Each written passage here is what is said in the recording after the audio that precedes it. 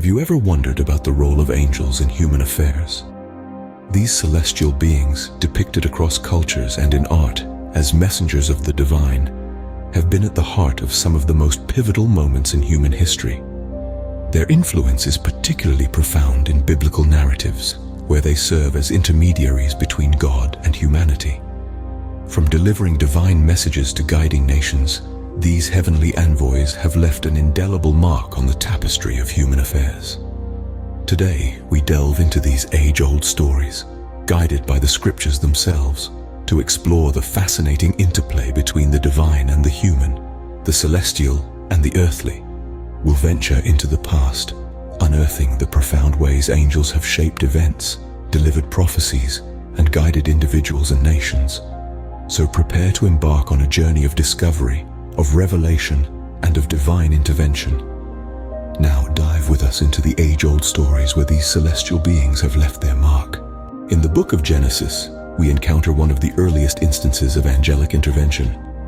A fascinating tale unfolds in the plains of Mamre, where Abraham, the patriarch of many nations, receives 3 unexpected visitors.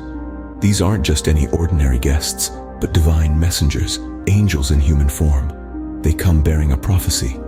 Abraham and his wife Sarah, despite their advanced age, will have a son. This son, Isaac, is to be the continuation of Abraham's lineage, a critical part of God's plan. The prophecy is met with disbelief and laughter by Sarah, who has long given up the hope of motherhood. Yet, the angels reassure her with a simple, yet profound statement.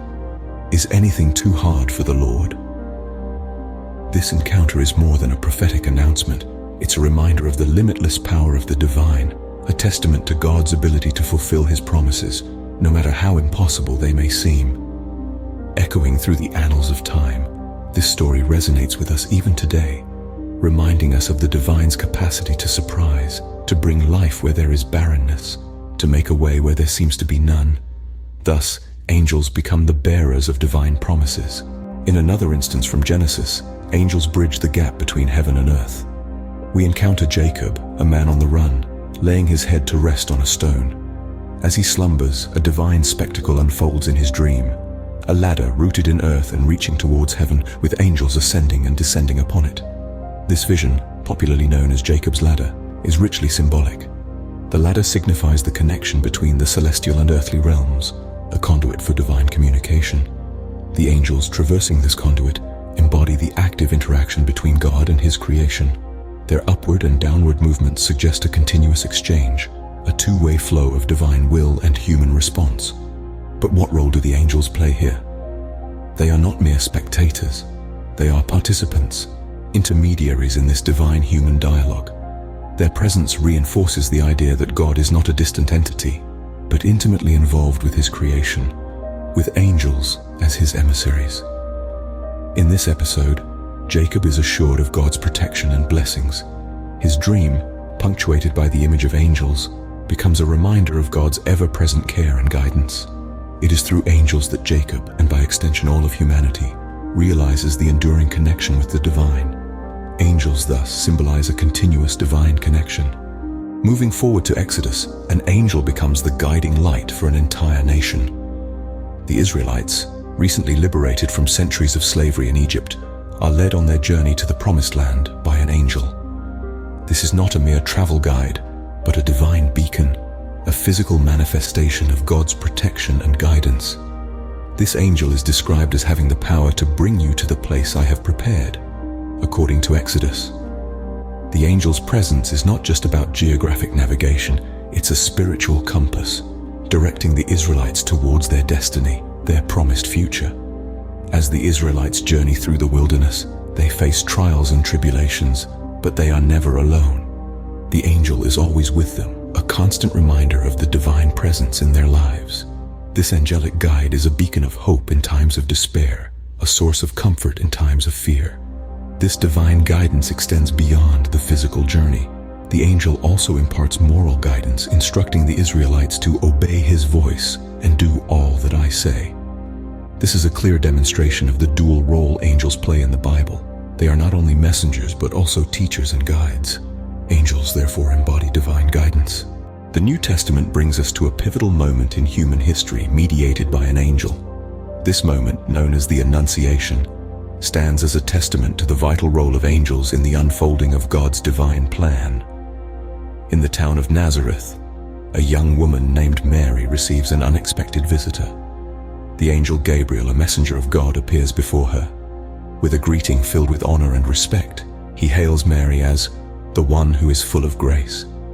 This encounter, while initially startling to Mary, soon brings news that would forever change the course of humanity.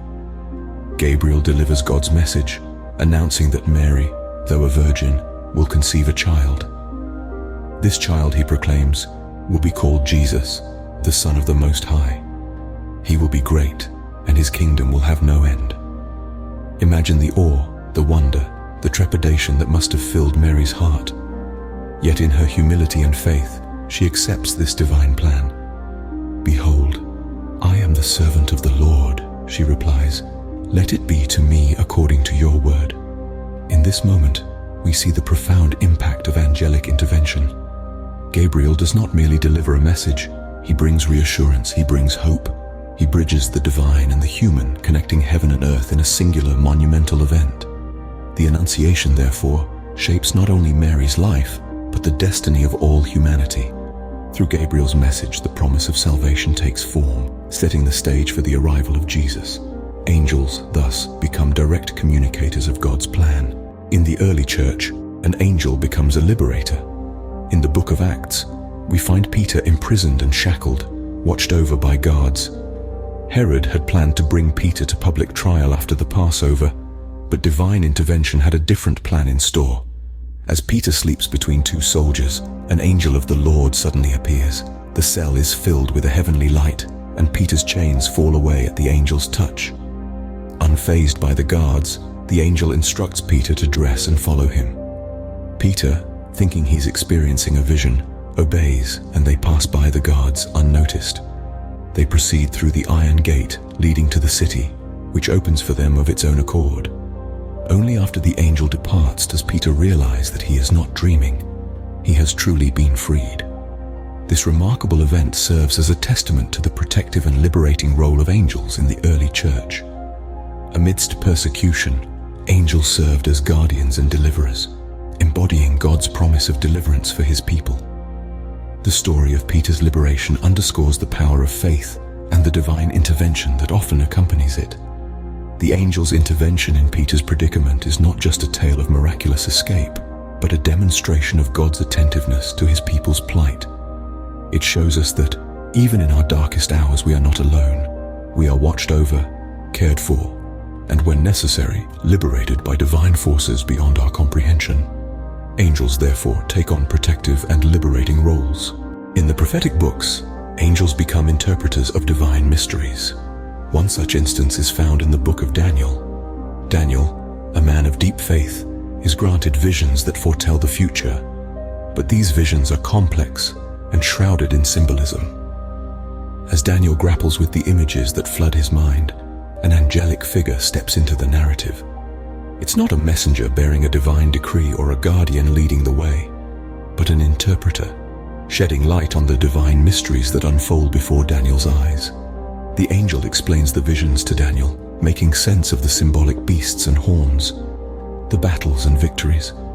The angel's words paint a picture of kingdoms rising and falling, of struggle and triumph, offering a glimpse into the future. This encounter underlines the multifaceted roles angels play in the biblical narrative. They are not just messengers or guides, but also interpreters, bridging the gap between the divine and the human understanding. They make the incomprehensible comprehensible, the mysterious less daunting. Through Daniel's visions and the angel's interpretation, we see a detailed prophecy of historical events that would come to pass. This showcases the depth of God's plan, revealed through angelic interpreters, giving us a glimpse into the divine blueprint of history. Angels, thus, offer wisdom and understanding. In the apocalyptic visions of Revelation, angels become executors of divine judgment. The book of Revelation, often considered the most mysterious and dramatic book in the Bible, presents angels as key figures in the unfolding of the end times. They are no longer just messengers, but active participants in the cosmic drama. The 7th chapter of Revelation introduces us to 4 angels standing at the 4 corners of the earth, holding back the 4 winds. Their task is significant: to prevent any wind from blowing on the land or sea, or against any tree, until the servants of God are sealed on their foreheads. This sealing represents the divine protection extended to the faithful during the tribulation. In fact, throughout Revelation, angels are seen to be instrumental in enacting these prophecies. They blow the trumpets that usher in the end times. They pour out the bowls of God's wrath, and they announce the fall of Babylon. They are the agents of God's will, executing his judgments and fulfilling his divine plan. This active involvement of angels in the end times events underscores their role as executors of God's will. They are not just messengers, but also warriors, protectors, and agents of divine action. Angels therefore mark the fulfillment of God's divine plan. From the Old Testament to the New, and into the realm of prophecy, angels have been active participants in human affairs. They have served as divine messengers, bringing news of profound significance, as seen in the Annunciation, where Gabriel announced the coming of Christ to Mary. These celestial beings have also acted as guides, leading individuals and entire nations towards their destiny. The angel leading Israel to the Promised Land is a prime example of this guiding role. In addition, angels have been liberators, breaking chains and freeing the oppressed. The account of Peter's miraculous escape from prison, orchestrated by an angel, illustrates this protective and liberating function. Moreover, angels have played the role of interpreters, helping humans understand divine visions and prophecies. Daniel's visions, decoded by angels, reveal this interpretative aspect of their duties. Lastly, angels are executors of divine plans, as seen in the book of Revelation.